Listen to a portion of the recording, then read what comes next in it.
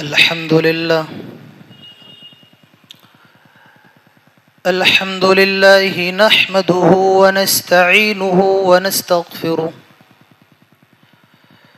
ونعوذ بالله من شرور أنفسنا ومن سيئات أعمالنا من يهده الله فلا مضل له ومن يضلل فلا هادي له وأشهد أن لا إله إلا الله وحده لا شريك له وأشهد أن محمدا عبده ورسوله يا أيها الذين آمنوا اتقوا الله حق تقاته ولا تموتن إلا وأنتم مسلمون يا أيها الناس اتقوا ربكم الذي خلقكم من نفس واحدة وخلق منها زوجها وبث منهما رجالا كثيرا ونساء واتقوا الله الذي تساءلون به والأرحام إن الله كان عليكم رقيبا يا أيها الذين آمنوا اتقوا الله وقولوا قولا سديدا يصلح لكم أعمالكم ويغفر لكم ذنوبكم ومن يطع الله ورسوله فقد فاز فوزا عظيما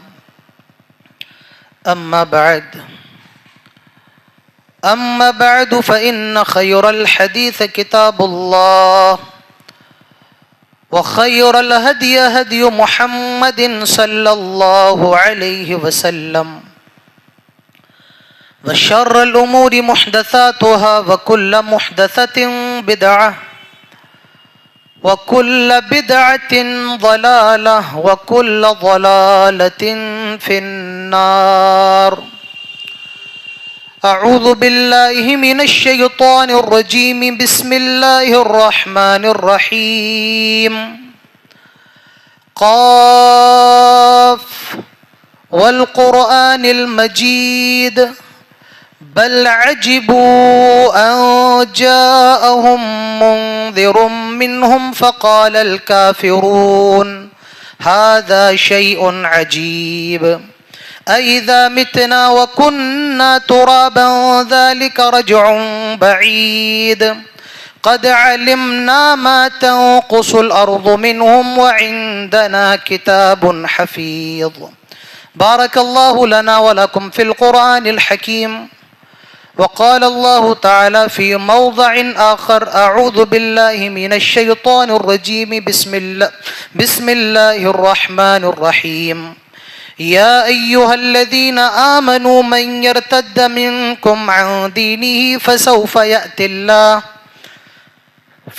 يأتي الله بقوم يحبهم ويحبونه أذلة على المؤمنين أعزة على الكافرين يجاهدون في سبيل الله ولا يخافون لومة لائم ذلك فضل الله يؤتيه من يشاء والله واسع عليم رب اشرح لي صدري ويسر لي أمري واحلل عقدة من لساني يفقه قولي اللهم أرنا الحق حقا وارزقنا اتباعه وأرنا الباطل باطلا وارزقنا اجتنابه. قابل عزت حاضرین جمعہ، بزرگوں، نوجوان دوستوں، عزیز ساتھیوں اور پیارے بچوں، سب سے پہلے میں آپ سب کو یہ وصیت کرتا ہوں کہ اللہ تعالیٰ کا تقوی اختیار کریں، اللہ سے ڈریں، اور یہ دعا کریں اللہ تعالیٰ ہم سب کو تمام باتیں سننے اور سمجھنے کے ساتھ عمل کرنے کی توفیق نصیب فرمائے، آمین۔ آج میں آپ کے سامنے ایک بیماری کا ذکر کروں گا۔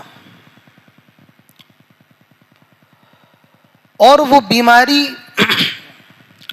کوئی ہلکی بیماری نہیں، چھوٹی بیماری نہیں ہے، بلکہ وہ بیماری بہت بڑی بیماری ہے،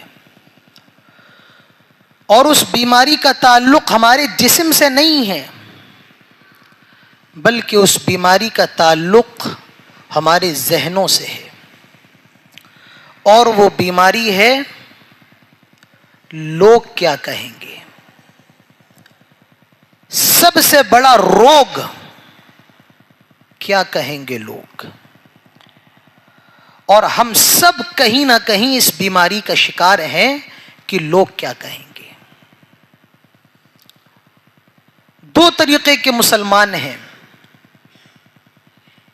پہلی کیٹیگری کے مسلمان تو وہ ہیں جو قرآن و سنت پر عمل کرتے ہوئے اللہ تعالیٰ کو راضی کرتے ہیں، بھلے سماج ان کے خلاف ہو جائے، سوسائٹی ان کے خلاف ہو جائے، برادری ان کے خلاف ہو جائے، لیکن وہ کسی کی پرواہ نہیں کرتے ہیں، اپنے رب کو راضی کرنے کی کوشش کرتے ہیں۔ یہ پہلی قسم ہے، اور یہ مسلمان کامیاب ہیں۔ مسلمانوں کی دوسری قسم، جو مسلمان تو ہیں، جو پانچوں نمازیں بھی پڑھتے ہیں، لیکن وہ ایک چیز کی بہت فکر کرتے ہیں کہ اگر ہم نے ایسا نہیں کیا تو لوگ کیا کہیں گے، یا اگر ہم وہ کر دیں گے تو لوگ کیا کہیں گے۔ وہ بس لوگ کیا کہیں گے، لوگ کیا کہیں گے، یہی سوچ سوچ کر کے حلال کام کو چھوڑ دیتے ہیں، حرام کرنے لگتے ہیں، جائز کام کو چھوڑ دیتے ہیں، ناجائز کرنے لگتے ہیں۔ تو یہ مسلمان پھر خسارہ اٹھانے والے ہیں، نقصان اٹھانے والے ہیں۔ تو ہمیں اس کی پرواہ نہیں کرنا ہے کہ لوگ کیا کہیں گے، ہمیں پرواہ اس کی کرنا ہے کہ اللہ تبارک و تعالی ہمارے بارے میں کیا کہتا ہے۔ اللہ تعالیٰ قرآن کے اندر فرماتا ہے، یا ایھا الذین آمنوا، اے ایمان والو، من یرتد منکم عن دینہ فسوف یأتی اللہ بقوم، اگر تم دین سے پھر جاؤ، دین سے پلٹ جاؤ، تو اللہ تبارک و تعالیٰ تمہارے بدلے ایک دوسری قوم کو لے کر کے آ جائے گا، یحبہم ویحبونہ، اور یہ دوسری قوم اللہ تعالیٰ سے محبت کرے گی، اور اللہ تعالیٰ اس قوم سے بھی بڑی محبت کرے گا۔ اذلۃ علی المؤمنین، اور یہ قوم مومنوں کے لیے بہت زیادہ رحم دل ہوگی۔ اعزۃ علی الکافرین، اور یہ اللہ کے دشمنوں کے اوپر بہت زیادہ سخت ہوگی۔ یجاہدون فی سبیل اللہ، یہ اللہ کے راستے میں محنت کریں گے، یہ اللہ کے راستے میں کوشش کریں گے۔ ولا یخافون لومۃ لائم، اور یہ ملامت کرنے والوں کی ملامت کی پرواہ نہیں کریں گے، وہ اس چیز کی پرواہ نہیں کریں گے کون ان کو گالیاں دے رہا ہے، وہ اس چیز کی پرواہ نہیں کریں گے کون ان کو برا بھلا کہہ رہا ہے۔ ولا یخافون لومۃ لائم، وہ ملامت کرنے ملامت کی پرواہ نہیں کریں گے، وہ لوگوں کو سے آپ کو سب اچھا کہہ دیں، آپ کتنے اچھے بن جائیں اس کی بھی، اس کے بعد بھی کوئی گارنٹی نہیں کہ لوگ آپ کی تعریف کریں۔ ارے لوگ علماء کو گالی دے رہے ہیں، ہم اور آپ کیا ہیں؟ کوئی شیخ الحدیث کو گالی دے رہا ہے، ہم اور آپ کیا ہیں؟ لوگ اپنے اماموں کو گالیاں دے رہے ہیں، ہم اور آپ کیا ہیں؟ ہم اور آپ تو بہت دور کی بات، انبیاء کو ستایا گیا، انبیاء کو مارا گیا، تو لوگ آپ کی تعریف کریں، لوگ آپ کی واہوائی کریں، لوگ آپ کو اچھا کہیں، یہ نہیں ہو سکتا ہے کبھی۔ آپ کتنے بھی دیندار بن جائیں، کتنے بھی اچھے بن جائیں، لوگ آپ کے بارے میں اچھا کہیں، یہ سوچنا آپ کا بیکار ہے۔ آپ یہ سوچئے کہ اللہ تبارک و تعالیٰ کے لیے ہم کتنی محنت کر رہے ہیں، اللہ کو راضی کرنے کی ہم کتنی کوشش کر رہے ہیں۔ ہم دنیا کے اندر اللہ کو راضی کرنے کے لیے آئے، ہم دنیا کے اندر لوگوں کو راضی کرنے کے لیے نہیں آئے۔ ہم دنیا کے اندر اللہ کی عبادت کرنے کے لیے آئے۔ ہم سب کو پتہ ہے قرآن کی آیت، وَمَا خَلَقْتُ الْجِنَّ وَالْإِنسَ إِلَّا لِيَعْبُدُونَ، اللہ فرماتا ہے کہ ہم نے انسانوں کو اور جناتوں کو اپنی عبادت کے لیے پیدا کیا ہے، تو ہم اللہ کی عبادت کرنے کے لیے آئے۔ ہمارا پڑوسی ہم سے راضی ہو جائے یہ نہیں ہو سکتا ہے، ہمارا دوست ہم سے خوش ہو جائے یہ نہیں ہو سکتا ہے۔ اور یاد رکھو، اگر آپ لوگوں کی فکر کرنے لگیں, لوگوں سے ڈرنے لگیں, تو یہ پھر شرک کی ایک شکل بن جائے گی. کوئی آدمی لوگوں کو دکھانے کے لیے نماز پڑھے, کوئی آدمی لوگوں کو دکھانے کے لیے قربانی کرے, کوئی آدمی لوگوں کو دکھانے کے لیے روزہ رکھے, کوئی آدمی لوگوں کو زکوٰۃ دینے کے لیے روزہ رکھے, یہ شرک ہے. اللہ کے نبی صلی اللہ علیہ وسلم فرماتے ہیں کہ مجھے سب سے زیادہ ڈر تمہارے بارے میں شرک اصغر کا ہے. صحابہ نے پوچھا اللہ کے نبی یہ شرک اصغر کیا ہے؟ آپ نے جواب دیا الریا, دکھاوا, یعنی دکھاوا یہ شرک اصغر ہے. نماز اللہ کے لیے پڑھی جائے گی, روزہ اللہ تعالیٰ کے لیے رکھا جائے گا, قربانی اللہ کے لیے, تمام کی تمام عبادات صرف اللہ کے لیے کی جائیں گی. وَسَارِعُوا إِلَىٰ مَغْفِرَةٍ مِّن رَبِّكُمْ, ہم جنت کی تیاری کے لیے دنیا کے اندر آئے ہیں, ہم لوگوں کو خوش کرنے کے لیے نہیں آئے ہیں. تو میرے بھائیوں, آج 10 منٹ یا 15 منٹ جو بھی منٹ باقی ہیں آج کے خطبے میں آپ کو جو بھی سمجھانے کی کوشش کروں گا وہ یہی رہے گی, لوگوں کی فکر نہ کریں, لوگ کیا کہیں گے اس چیز کی ہمیں فکر نہیں کرنا ہے. لوگ کیا کہیں گے, یہ چیز اتنی زیادہ خطرناک ہے, بلکہ میں اس کو بیماری کہوں گا. یہ بیماری اتنی زیادہ خطرناک ہے کہ لوگوں کو ایمان سے دور کر دیتی ہے, لوگوں کو جنت سے دور کر دیتی ہے. آئیے میں آپ کو بخاری کی ایک حدیث سناؤں. اللہ کے نبی کے چچا ابو طالب کا انتقال ہونے والا ہے. پیارے نبی صلی اللہ علیہ وسلم کو معلوم چلا آپ کے چچا ابو طالب دنیا سے رخصت ہونے والے ہیں اور وہ بیمار پڑے ہوئے ہیں. پیارے نبی صلی اللہ علیہ وسلم اپنے چچا کے پاس تشریف لے کر کے آئے, دیکھا کہ چچا بستر پہ پڑا ہوا ہے. کون چچا؟ 8 برس کی عمر سے لے کر ہمیشہ محمد رسول اللہ صلی اللہ علیہ وسلم کا ساتھ دیا ہے اس چچا نے. کون؟ ابو طالب. ایک مرتبہ مکے کے لوگ آئے ابو طالب کے پاس, آئے ابو طالب اگر بچے پالنے کا اتنا شوق ہے تو ہمارے بچے کو پال لو اور اپنے بھتیجے کو دے دو تاکہ ہم اس کا قتل کر دیں. ابو طالب نے سختی کے ساتھ ان کو منع کر دیا. محمد رسول اللہ صلی اللہ علیہ وسلم کا قدم قدم پر ساتھ دینے والے ابو طالب, انتقال کا ٹائم قریب ہے. پیارے نبی صلی اللہ علیہ وسلم آئے, اپنے چچا کو بستر مرگ پر دیکھا. آپ اپنے چچا سے کہتے ہیں قل لا الہ الا اللہ, آئے میرے چچا لا الہ الا اللہ کہہ دیجئے. رسول کو اپنے چچا کی ایمان کی فکر ہے, آئے میرے چچا لا الہ الا اللہ کہہ دیجئے. احاج لک, میں اللہ تعالیٰ کے یہاں آپ کے لیے حجت قائم کر دوں گا, میں کم سے کم یہ دلیل تو دے دوں گا. آئے اللہ میرے چچا نے کلمہ پڑھ لیا تھا, میرے چچا کو معاف کر کے جنت میں داخل کر دے. آئے میرے چچا کلمہ پڑھ لیجئے لا الہ الا اللہ. ابو طالب کے پاس ابو جہل بھی بیٹھا ہوا ہے. کون ابو جہل؟ نبی کا سب سے بڑا دشمن. امیہ ابن خلف بھی بیٹھا ہوا ہے اور یہ دونوں ابو طالب کو روک دیتے ہیں. آئے ابو طالب رک جاؤ, کہیں کلمہ نہ پڑھ لینا, ایسا نہ ہو تمہارے مرنے کے بعد لوگ تمہارے بارے میں یہ باتیں کریں کہ ابو طالب بھتیجے کی محبت میں ایسا گرفتار تھا, ایسا دیوانہ تھا کہ اس نے اپنے بھتیجے کے دین کو قبول کر لیا اور اپنے باپ عبد المطلب کے دین کو چھوڑ گیا. آئے ابو طالب خبردار رک جاؤ. حدیث کے اندر آتا ہے, بخاری مسلم دونوں کی حدیث ہے. ابو طالب کہتے ہیں آئے میرے بھتیجے, آئے محمد صلی اللہ علیہ وسلم, میں اسلام تو قبول کرنا چاہتا ہوں. ان کے جملے یہ تھے اگر مجھے قوم سے رسوائی کا ڈر نہ ہوتا تو میں تیری آنکھوں کو ٹھنڈک کر دیتا, میں تیرے کلیجے کو سکون پہنچا لیتا, یعنی میں اسلام قبول کر لیتا, لیکن میں اسلام قبول نہیں کر رہا ہوں اور میں اپنے باپ کے دین پر مرتا ہوں. حدیث کے اندر آتا ہے ابو طالب کی زبان سے جو آخری جملہ نکلا وہ جملہ یہ تھا علی ملت عبد المطلب, میں عبد المطلب کے دین پر مرتا ہوں اور اسلام لے کر کے نہیں آئے. مر گئے حالت کفر میں, شرک میں, عبد المطلب کے دین پر, اور اسلام نہیں لائے ابو طالب. کون ابو طالب؟ نبی کے چچا ہیں. ہر چھوٹا بڑا مسلمان ابو طالب کے بارے میں جانتا ہے. ارے 5-5 سال کے بچوں کو یہ پتہ نہیں ہوگا کہ اللہ کے رسول کے چچا عباس بھی تھے، اللہ کے رسول کے چچا حمزہ بھی تھے، لیکن جب پوچھو رسول کے چچا کا کیا نام تھا تو بچہ بچہ کہہ دیتا ہے، ابو طالب نام تھا، کیونکہ پالا تھا، کلیجے سے لگایا تھا ابو طالب نے۔ اور جب انتقال ہوا، اسلام نہیں لائے تو پیارے نبی صلی اللہ علیہ وسلم بے قرار ہو گئے۔ آپ نے اپنے ہاتھوں کو اٹھا لیا، اللہ میرے چچا کو معاف فرما دے۔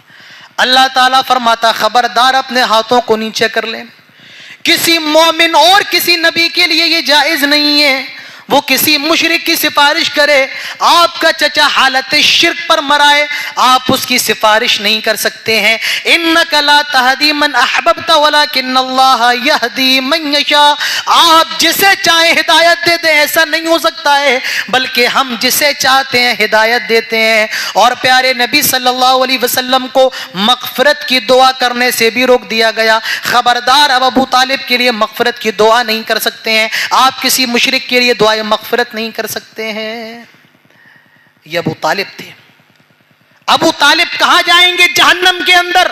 عبداللہ ابن عباس رضی اللہ عنہ نے پوچھا تھا، اے اللہ کے نبی، آپ کے چچا نے آپ کا اتنا سپورٹ کیا، آپ کا اتنا ساتھ دیا، آپ کے لیے دشمنوں سے مقابلہ کیا، آپ کے چچا کا کیا انجام ہوگا؟ اللہ کے نبی صلی اللہ علیہ وسلم فرماتے ہیں میرے چچا جہنم کے اندر ہوں گے، اور ان کو ایسی جوتی پہنائی جائے گی جہنم کے اندر جس کے شعلے ان کے دماغ سے نکل رہے ہوں گے، اور وہ یہ سوچ رہے ہوں گے یہ جہنم کا سب سے خطرناک عذاب ہے، جبکہ وہ جہنم کا سب سے ہلکا عذاب ہوگا، اور جہنم کے اندر ابو طالب کو سب سے ہلکا عذاب دیا جائے گا۔ لیکن ابو طالب جائیں گے کہاں پر؟ جہنم میں۔ مجھے بتاؤ کس چیز نے ابو طالب کو کلمہ پڑھنے سے روکا؟ کس چیز نے ابو طالب کو اسلام لانے سے روکا؟ کس چیز نے ابو طالب کو لا الہ الا اللہ محمد الرسول اللہ کہنے سے روکا؟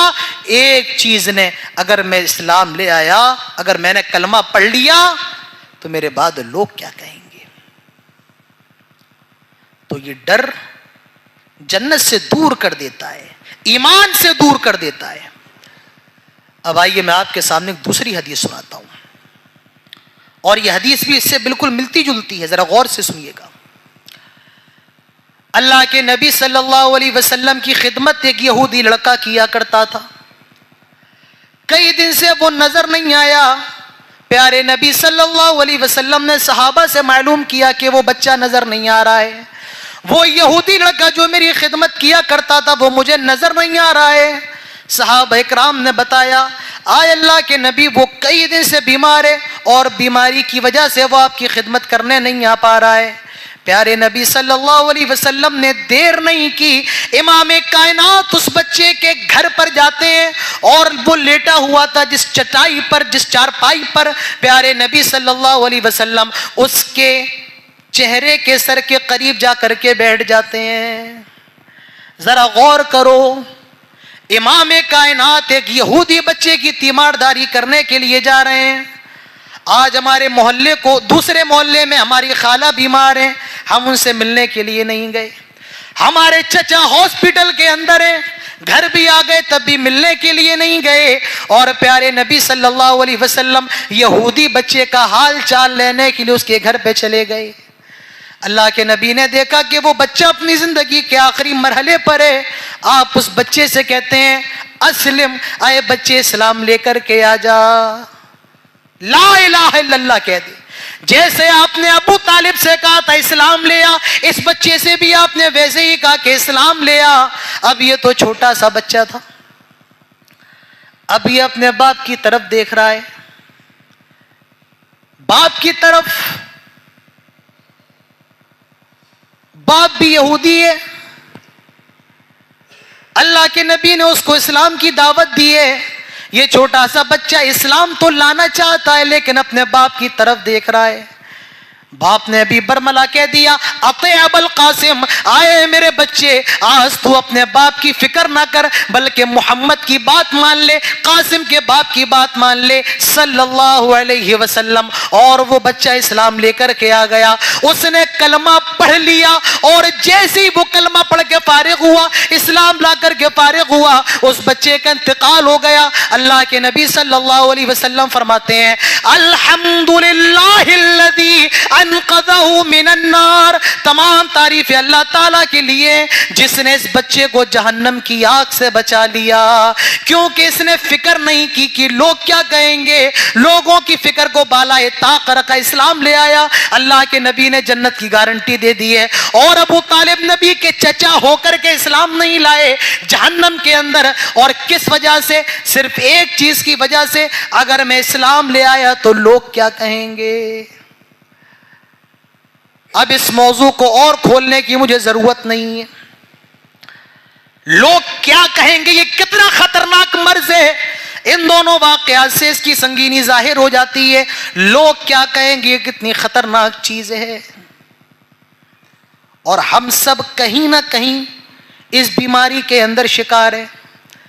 عالم بھی ہیں, غیر عالم بھی ہیں, بچے بھی, جوان بھی, عورتیں بھی, بوڑھے ہیں.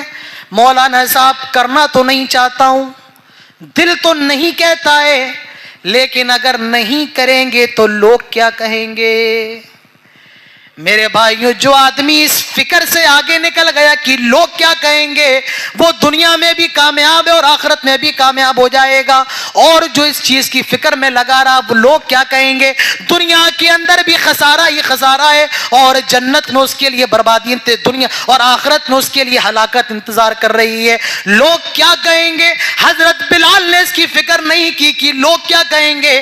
وہ مار کھاتے رہے اور زبان سے ایک ہی جملہ نکلتا رہا, احد احد. حضرت عثمان نے فکر نہ کی, حضرت ابو بکر نے فکر نہ کی, حضرت عمر نے فکر نہ کی, حضرت علی نے فکر نہ کی. ان لوگوں نے فکر نہیں کی کہ لوگ کیا کہیں گے. تو میرے بھائیوں, اس کی فکر نہ کرو لوگ کیا کہیں گے. فکر کرنا ہے تو اس بات کی کرو, اللہ تبارک و تعالیٰ کو راضی کرنے کے ہم کتنے کام کر رہے ہیں, اور اللہ کو ناراض کرنے کے کتنے کام کر رہے ہیں. شام کو گھر جاتے ہو, آپ حساب کرتے ہو, آج کتنی ساڑیوں کا کام میں نے کیا, آج کتنی ساڑیاں گئیں, کتنا کام آیا. کبھی یہ حساب کیا ہے کہ آج میں نے اللہ کو راضی کرنے کے کتنے کام کیے ہیں, اور میں نے اللہ کو ناراض کرنے کے کتنے کام کیے ہیں. حضرت عمر رضی اللہ عنہ کہا کرتے تھے, حاسبوا انفسکم قبل ان تحاسبوا, اپنا حساب لو اس سے پہلے کہ تمہارا حساب لیا جائے. تو لوگ کیا کہیں گے, یہ چیز ایمان سے دور کر دیتی ہے. انسان کی زندگی کے اندر چند واقعات بہت اہم ہوتے ہیں, اس میں سے دو واقعات اور اہم ہیں. ایک چیز ہوتی ہے پیدائش, اور دوسری چیز ہوتی ہے نکاح. اب ان دونوں چیزوں کے اندر آپ دیکھیے لوگ کیا کہیں گے, اس وجہ سے کتنی خرافات ہوتی ہیں. آئیے پہلی چیز کو آپ کے سامنے رکھتے ہیں, اور وہ چیز ہے پیدائش. ہماری شریعت نے پیدائش کے وقت بہت آسان تعلیم دی ہے.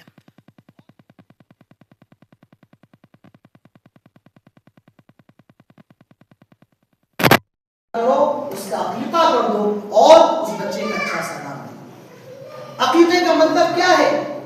عقیقے کا مطلب یہ ہے, اگر لڑکی پیدا ہوئی ہے تو ایک جانور ذبح کر دو, اور اگر لڑکا پیدا ہوا ہے تو 2 جانور ذبح کر دو, اور انشاءاللہ تعالی عقیقہ ہو جائے گا اور اپنے بچے کا اچھا نام. عقیقے کے لیے یہ ضروری نہیں ہے کہ آپ بہت بڑی دعوت کا انتظام کریں. عقیقے کے لیے ضروری نہیں ہے کہ آپ بہت بڑا پنڈال لگائیں.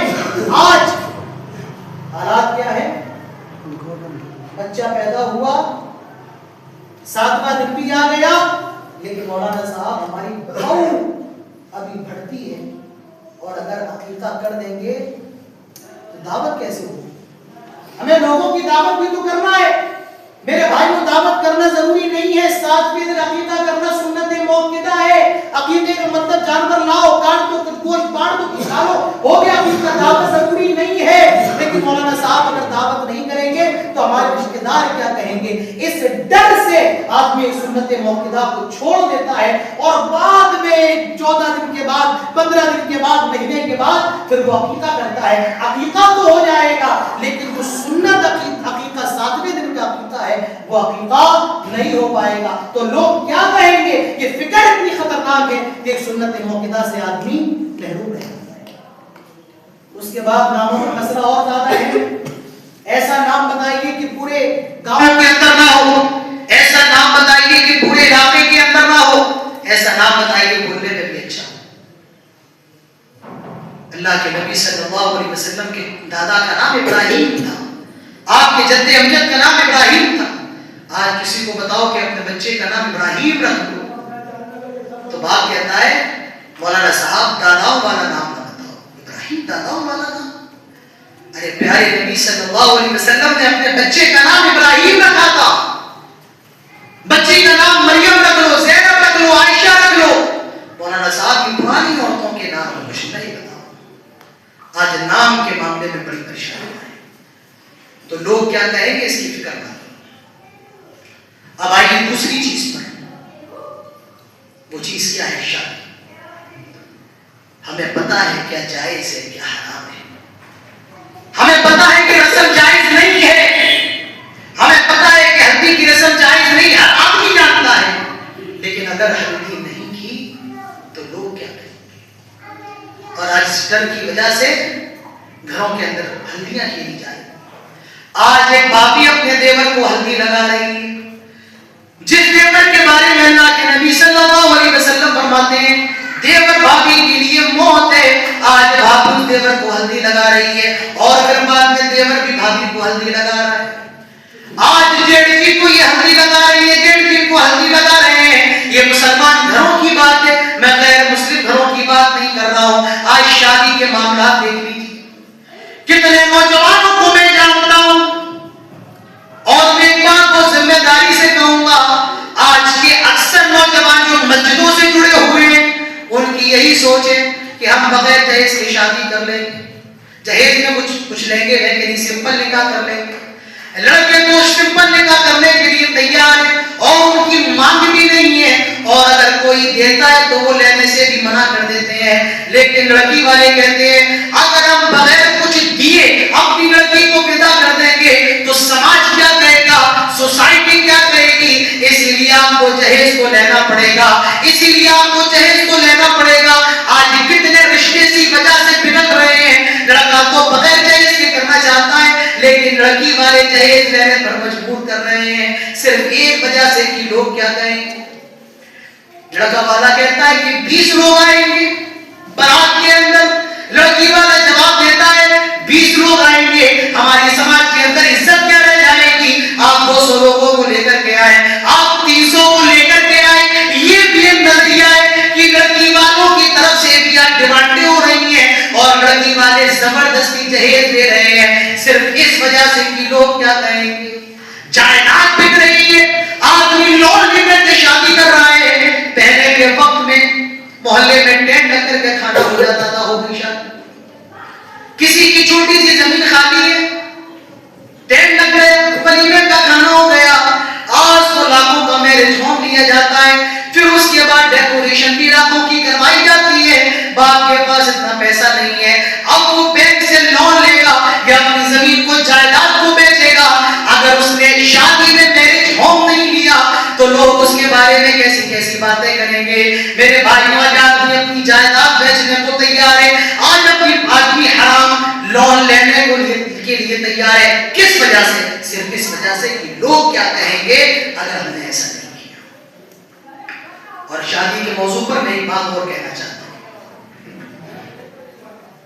میاں بیوی کا جو رشتہ ہے وہ صرف ایک جسمانی رشتہ نہیں ہے بلکہ ایک روحانی رشتہ ہے. ماں باپ کا رشتہ بہت عظیم ہے لیکن ماں سے بھی بات کرنے میں ایک باؤنڈری ہوتی ہے، لمٹ ہوتی ہے. بہن سے بات کرنے میں بھی ایک لمٹ ہوتی ہے، بھائی سے بات کرنے میں بھی ایک لمٹ ہوتی ہے. لیکن شوہر اور بیوی کا رشتہ ایک ایسا رشتہ ہے اس رشتے کے اندر کوئی لمٹ نہیں، کوئی حد نہیں. اور عورت کو اس رشتے کی ضرورت ہے، آدمی کو اس رشتے کی ضرورت ہے. اب کوئی عورت بیوہ بیٹھی ہوئی ہے، طلاق شدہ ہے، اب اس کا باپ اس کی شادی نہیں کروا رہا ہے. وہ گھر میں بٹھانے کے لیے تو تیار ہے لیکن شادی کیوں نہیں کروا رہا ہے؟ اگر میں نے اس کی شادی کروا دی تو لوگ کہیں گے اس کی بہن کو صبر نہیں آتا ہے، ابھی چھوڑی ہے اور ابھی شادی کر لی. کتنی عورتیں ہیں بھری جوانی اپنے مائکے میں گزار دیتی ہیں لیکن لوگ کیا کہیں گے اس ڈر سے وہ دوسرا نکاح کرنے کو تیار ہے. باپ چاہتا ہے میں دوسری شادی کر لوں، اس کی بیوی مر گئی لیکن اولاد نہیں کروا رہی ہے. کیوں؟ اگر اس نے کر لی تو لوگ کیا کہیں گے. نکاح کے موضوع پر ایک بات اور کہنا چاہتا ہوں، اور اس کا تعلق آپ کے مئو سے۔ ابھی میں نے پھر پوچھا کہ ہم مئو کے اندر لڑکی والے رشتہ بھیجتے ہیں، کہا مولانا صاحب اب یہ چیزیں کم ہو گئی، لڑکی والے بھی بھیج رہے ہیں، لیکن پھر بھی ابھی مانسکتا یہی بنی ہوئی ہے کہ لڑکے والے اس کی لڑکی والوں کی طرف سے اگر رشتہ آئے تو اس کو مایوب سمجھا جاتا ہے۔ اور کیوں؟ اگر لڑکی والے رشتہ بھیجا تو لوگ کہیں گے کہ صاحب اس کی لڑکی کے اندر کوئی کمی ہوگی، کوئی فالٹ ہوگا، کوئی مسئلہ تو ہوگا۔ میرے بھائیوں یاد رکھو، آپ اس شہر کے اندر ہیں جس شہر کے اندر بخاری سب سے زیادہ پڑھائی جاتی ہے، آپ اس شہر کے اندر ہیں جس شہر کے اندر قرآن کی تفسیر سب سے زیادہ پڑھائی جاتی ہے، اور اس شہر کے اندر اس قسم کی بات کروں، حضرت عمر رضی اللہ عنہ اپنی بچی کا رشتہ لے کر حضرت حفصہ کا رشتہ لے کر کے گئے تھے حضرت عثمان رضی اللہ عنہ کے پاس، اور جب حضرت عثمان نے کوئی جواب نہیں دیا تو حضرت عمر جیسا عظیم صحابی اپنی بیٹی کا رشتہ لے کر کے گیا تھا حضرت ابوبکر رضی اللہ عنہ کے پاس۔ سیرت میں بے شمار واقعات ملیں گے کہ لڑکی والے رشتہ لے کر کے جاتے تھے۔ حضرت موسیٰ علیہ السلام کی شادی ہوئی، رشتہ لڑکی والوں نے دیا، تب حضرت موسیٰ کی شادی ہوئی۔ تو یہ کہنا کہ اگر لڑکی والے رشتہ دیں گے تو کچھ نہ کچھ لڑکی کے اندر فالٹ ہوگا، میرے بھائیوں کے ترلے کرنے کی جہالت ہے، اس چیز کو بھی ختم ہونا چاہیے کہ لوگ کیا کہیں گے۔ اس وجہ سے آج بہت سے لڑکی والے رشتہ نہیں بھیج رہے ہیں۔ تو یہ چند باتیں تھیں کہ لوگ کیا کہیں گے، اور اس موضوع پر جتنا خطاب کیا جائے وہ کم ہے، جتنی مثالیں میں آپ کے سامنے بیان کروں وہ کم ہے۔ میرے بھائی کو یاد رکھو، اللہ تعالیٰ ہمارے جسموں کو نہیں دیکھ رہا ہے، اللہ تعالیٰ ہمارے مال کو نہیں دیکھ رہا ہے، اللہ تعالیٰ اگر کچھ دیکھتا ہے تو وہ ہمارا خلوص ہے۔ اللہ کے نبی صلی اللہ علیہ وسلم فرماتے ہیں ان اللہ لا ينظر الى صوركم ولا الى اجسامكم ولكن ينظر الى قلوبكم۔ اللہ تعالیٰ تمہارے دلوں کو نہیں، اللہ تعالیٰ تمہارے جسموں کو نہیں دیکھتا ہے، تم کتنے زیادہ خوبصورت ہو، اللہ تعالیٰ تمہارے چہروں کو نہیں دیکھتا ہے، ولكن ينظر الى قلوبكم، اللہ تعالیٰ تو تمہارے دلوں کو دیکھتا ہے۔ ابھی بقرعید کا تہوار آنے والا ہے، جانور آنے شروع ہو گئے ہیں، لوگ خصی بھی لا رہے ہیں، بکرے بھی لا رہے ہیں، منڈیاں بھی لگنے والی ہیں۔ اب دیکھیے ایک عجیب طریقے کا تماشا شروع ہو جائے، آدمی اپنے اپنے جانور لانے کا فخر کا اظہار کرے گا، میں 20,000 کا لے آیا، میں 40,000 کا لے آیا، اور جس آدمی کے پاس 15,000 ہے اب وہ جانور نہیں لائے گا۔ اگر میں جانور لے آؤں گا 15,000 کا، میرے بغل والا 25,000 کا لے کر کے آیا، میرا تو دبلا پتلا ہوگا۔ اب اگر میں یہ دبلا پتلا جانور لے آیا تو وہ تو میرا مذاق اڑائے گا، لوگ میرے بارے میں کیا کہیں گے، لوگ کیا کہیں گے، اس کے پاس استطاعت ہے لیکن پھر بھی قربانی نہیں کرنا ہے کہ لوگ کیا کہیں گے۔ اور 8 جانوروں کے اندر قربانی ہے، اونٹ کا نر مادہ، بکرے کا نر مادہ، بھیڑ کا نر مادہ اور گائے کا نر مادہ، یہ 8 جانور ہیں قربانی کے۔ ہمارے اور آپ یہاں بکرا زیادہ چلتا ہے، اور کسی آدمی کی سیلری کم ہے اور وہ قربانی نہیں کر سکتا تو وہ کہتا کہ میرے پاس طاقت نہیں ہے قربانی کرنے کی۔ طاقت کا کیا مطلب؟ طاقت کا یہ مطلب نہیں ہے کہ آپ کو 15,000 کا بکرا ہی کرنا ہے۔ اگر 7,000 کی بکری مل رہی ہے اور آپ کے پاس طاقت ہے کہ آپ بکری کی قربانی کر سکتے ہیں تو یاد رکھیے آپ کو بکری کی قربانی کرنا چاہیے۔ آپ نے قربانی کو بکرے کے ساتھ خاص کیوں کر دیا؟ آپ نے قربانی کو بکرے کے ساتھ کیوں جوڑ دیا؟ اگر بکری کرنے کی طاقت ہے تو آپ کو بکری کرنا پڑے گی، لیکن لوگ بکری اس لیے نہیں کرتے مولانا صاحب، اگر بکری کری تو لوگ مذاق اڑائیں گے، اور اس ڈر سے لوگ مذاق اڑائیں گے، لوگ کیا کہیں گے، آدمی قربانی سے محروم ہو جاتا ہے۔ وہ قربانی کر سکتا ہے، وہ 8-10,000 کی بکری لا سکتا ہے، لیکن وہ نہیں لا رہا ہے۔ اگر لے آیا تو لوگ مذاق اڑائیں گے کہ یہ بکری کر رہا ہے، کوئی اس کے گھر کا گوشت نہیں لیتا۔ آپ کو لوگوں کی فکر نہیں کرنا ہے، اللہ تبارک و تعالیٰ کو راضی کرنا ہے، تو لوگ کیا کہیں گے، لوگوں کو کہنا ہے کہنے دو۔ لوگوں نے نبیوں کو نہیں چھوڑا، نبیوں کو گالیاں دی، نبیوں کو قتل کیا، تو لوگوں کی فکر نہ کرو، فکر کرو اپنے آپ کی، فکر کرو جنت میں جانے کی، اپنے نفس کی فکر کرو۔ اللہ تبارک و تعالیٰ ہم سب کو جنت الفردوس نصیب فرمائے۔